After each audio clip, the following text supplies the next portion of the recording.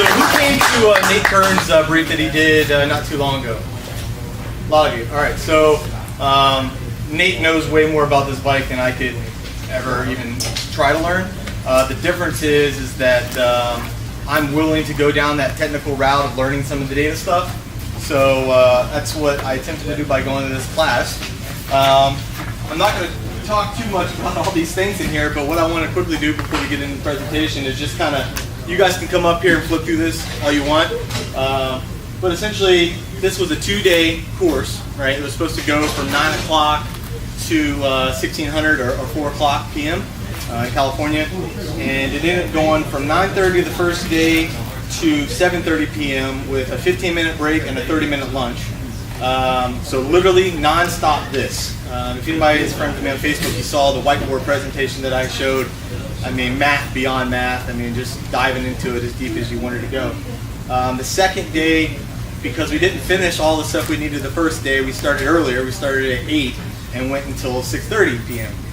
With 2 15-minute breaks and 30-minute breaks. So 1 hour break the second day and a 45-minute break the first day. Non-stop every other second going through technical stuff. So there's no way that I'd be able to explain all these principles to you. I'll be honest with you, probably 40% of them went way beyond my threshold and my learning ability at the time. So I'm interested in going to more classes in the future, maybe even the same class over and over again, just to retain more and more. But the reason I brought this back with me, this is actually Valerio Vitali. So he's the World Superbike BMW engineer for Jordi Torres, bike number 81. 81 happens to be my number, so what a coincidence. But he is the BMW contracted engineer. So if it is BMW, he knows it. The reason it was nice to have him there is because there was no question that we couldn't ask him that he didn't have an answer for. I mean, literally everything we asked, he had an answer for. I mean, I've never been anywhere, even in my professional life, I've never been somewhere where I can ask any question.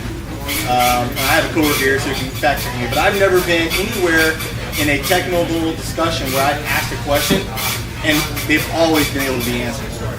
Usually it's, I don't know the answer to that, I'll get back to you. You never get back, the answer. Or, yeah, I don't know, such and such was supposed to be here, needing that other person to answer the question. That was not the case. Anything we asked, boom, answer. And it didn't stop at just a verbal answer. It went into technical discussions like this. We're talking about pumping and pressures within the engine, front tire, rear tire, talking about all the different axes that a tire has and how to measure those essentially how the bike measures them. This graph actually is every electronic thing that exists on the RR. This is how it decides. Within a split second, it just uses all these different principles in here and these different charts to tell the bike what to do. So if it's traction control, lean angle sensor, all those are inputs. So these are all inputs. This is the race ECU, or the ECU for that matter. This is a black box. You can see the little funny symbol there because that's actually proprietary. He wouldn't tell us about it. It's one of those things where it says, okay, the bike has a bunch of what-if scenarios, and it says, if the rider is doing this, do this. And so all those what-if scenarios that are, I don't know, maybe 20 to 50 what-if scenarios exist in here, and they change and they're updated every, I don't know, 20 milliseconds or so when you're riding. So the point of showing you this is that there's a lot that goes on under the hood of that bike. And I want people to understand that although the bike is very technical, there's a lot of engineering in it for your safety. And so I want people to rest assured that when you see this, there's been a lot of trial and error before it got to you guys who have the S1000RR or the R or the XR. There's been a lot of trial and error and a lot of stuff that's went into the development of the bike, essentially to make you a safer rider, faster rider at the same time. So if you guys want to look at this, I'll explain some of this if I remember it. So this is an interesting chart here, and we'll talk about it in the data stuff when we cover it. Essentially what Valerio was talking about is you see this dot or this X right here?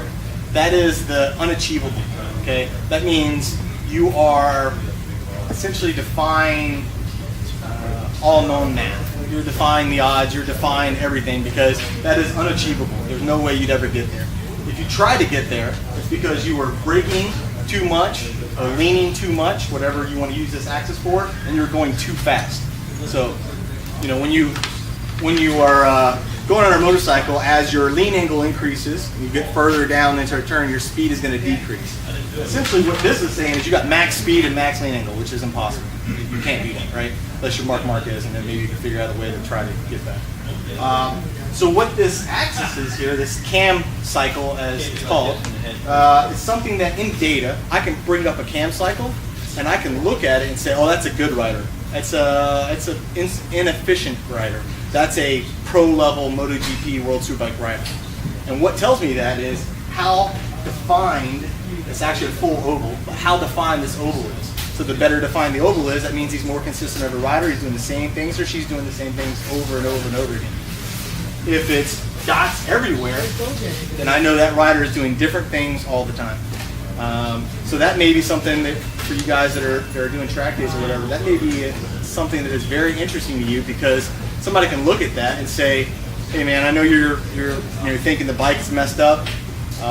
Maybe it is, but the problem is I can't even look at the bike because you, unfortunately, are so messed up. And they actually do that for cars. I mean, we got some car guys in here. They do that for cars as well.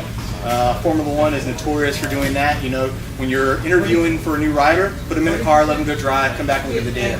How does the data look? Because even if the driver doesn't know about the car, even if the driver doesn't understand anything about the car, after the first couple laps, that person should start getting it, right? So you see the first couple laps are going to be scattered, but then after the laps start to go and they tick on, everything should start cleaning up. So if you're in a car, if you're on a motorcycle, whatever, even if the speed isn't there, I should be able to look at your graph, your cam cycle, and go, all right, we see some rooms for improvement. And so I'll show you a graph actually on the data logger that shows that. It's a very important graph in data logs. What is this? This is essentially revs. So if I see something's going on with the rev limiter or data that looks crazy, something happened here. This is a moment, off-track excursion, if you will. This is talking about the DDC. Essentially going over a big bump with the DDC, the electronic suspension, and we'll talk about that again. But it's showing you how things are measured for every bump you go over, and he was explaining in detail what that is and what that looks like. Another XY graph, I couldn't tell you.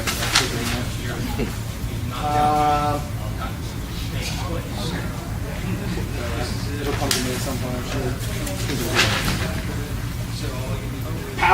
Power graphs, traction control, getting on the throttle acceleration. You see a sharp incline, and then all of a sudden it's going to take a gradual, it should pan out, showing you different ways and different settings. Anyways, this is called an eccentric. It's on your bike. It's actually the top piece. It's on the shock. Talking about changing 2 millimeter of change here and what it does and how it changes things on your bike, which is a lot actually. This is your rear shock. This is your tire.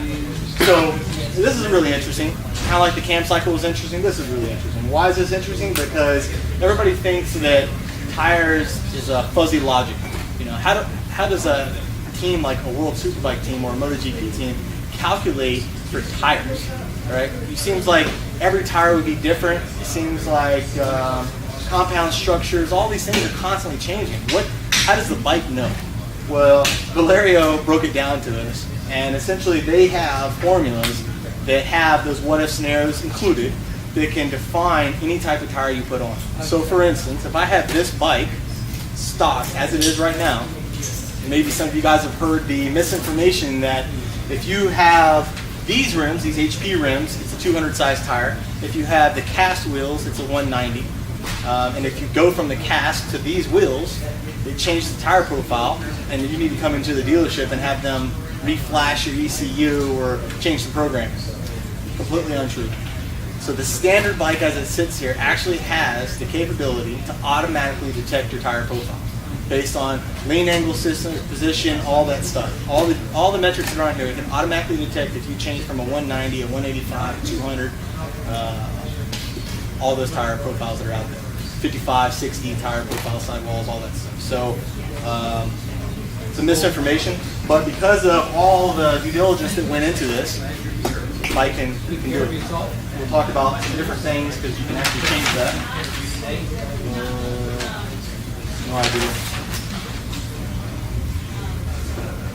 Oh, all right. So anybody heard of squat and anti-squat? Who's heard of anti-squat and squat? All right. I see one, a couple head nods. All right, so anti-squat and squats. Have you ever put your bike on a dyno, and when you get on the gas on the dyno, you watch the back end of your bike lift up? That's anti-squat, okay? Essentially, it's trying to bring the bottom of the chain so tight that it's actually lifting up and it's bringing in the swing arm, so it's lifting up the back of the bike. So that's anti-squat. You only see that on a dyno. The reason you only see that on a dyno is because the bike can't release that anti-squat forward, so it's building up. When you get on the bike on the street, what happens? You feel it bog down, right? That's squat. That's the bike squatting. Constantly, when you're on the track, there's a constant battle between squat and anti-squat. And understanding that is up here, but there are things that you can do to try to keep those parameters within a certain scope.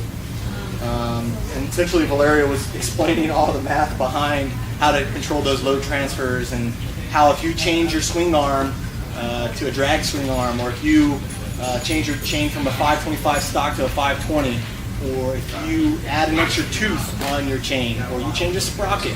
You know, one tooth on a sprocket change is 4 millimeters of adjustment. Sounds like nothing, right? It's major. It's major when it comes to trying to do the same thing over and over again. So he was just explaining all those principles to us. Probably a tangent he went on going. This is something we'll talk about more, but this is shift points. So what this is talking about is as I shift, downshift or upshift, how do I maximize torque and drive? So a lot of you guys, maybe you're street guys, and you grid up on the street, take off, and you take it up to the rev limiter, or you try to shift early. There is a set number that you should shift at with S1000. It's 13.5 to 13.8 RPMs. What that does is it maximizes your torque. The reason is because if you look here, see this red area? That's torque. If you shift all the way, essentially at the rev limiter, what happens to your torque is it starts to fall off. And then you shift, and then it starts in the middle, but you just lost all of that. So if you shift in the perfect time, every time, it's good. If you shift early, then you lose all this torque. You're losing torque every time you shift early, you're losing torque every time you shift late. We can talk about that more in depth, but that's what it's on. I think that might be the last one. Yeah. All right, so you guys can look at that anytime you want. It'll be up here. I asked that you don't take photos of it because, to be honest, I don't know what goes into proprietary and what doesn't. Valeria didn't really come out and say that because it's Italian and there's a lot of language barriers. So, yeah, come check it out if you want. All right, so let's see, what else can I talk about that has your eyes fixated on something? So this whole setup up here is a bunch of stuff, right, that I want you guys to look at during a break, ask questions about. There's things that you can purchase, there's things that you're going to need as you do track days and you start getting into races and that kind of stuff. So if you want to ask questions about it anytime, feel free. But essentially, I just grabbed a bunch of things that are around the dealership, things that you can get and order, things that you want to get in order to make your life easier when you start doing track days or races.